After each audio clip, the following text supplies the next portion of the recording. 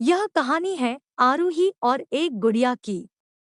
एक दिन की बात है। आरूही सुबह पार्क में टहलते हुए जा रही थी, तभी उसे एक रोती हुई बच्ची मिली। आरूही ने उससे रोने का कारण पूछा तो लड़की ने बताया कि वह जिस गुड़िया से खेल रही थी वह इसी पार्क में कहीं खो गई है।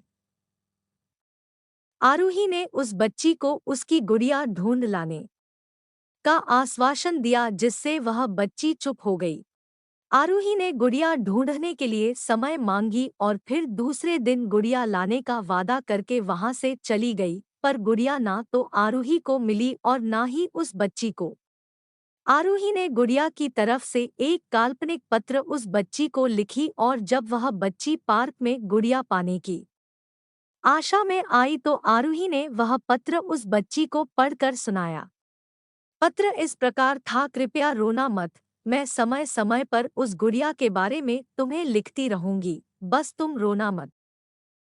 अब आरूही रोज उस खोई हुई गुड़िया की तरफ से काल्पनिक पत्र लिखने लगी और लगभग रोज ही उस बच्ची को पढ़कर सुनाती, जो कि यात्रा का काल्पनिक वर्णन हुआ करता था।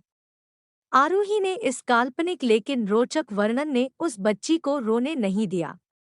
वह खुशी खुशी अपनी गुड़िया की घुमक्कड़ी के किस्से सुनाने लगी। अब वह खुश रहने लगी। एक दिन जब काफी कहानियां हो गई तो आरूही ने एक दूसरे गुड़िया उस बच्ची को लाकर दी।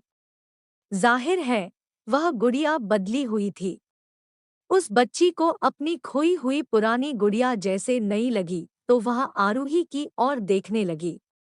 आरूही अनजान बनते हुए गुड़िया में चिपकी एक चिट को निकाल कर पढ़ने लगी।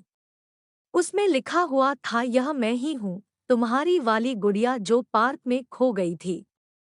दुनिया भर की लंबी यात्रा की वजह से मैं थोड़ी बदल गई हूँ। बच्ची को इस गुड़िया और आरूही पर विश्वास हो गया। वह गुड़िया लेकर घर चली गई। वर्षों बाद जब वह बच्ची बड़ी हो गई तो एक दिन वह अपनी अलमारी में कुछ ढूंढ रही थी तो उसका ध्यान उसी गुड़िया पर गया जो आरूही ने उसे दी थी। बचपन की बातें याद करके वह हंसने लगी। उसे सब समझ आ चुका था कि आरूही ने कैसे उसका मन रखा। उसे उस गुड़िया पर फिर प्यार आने लगा।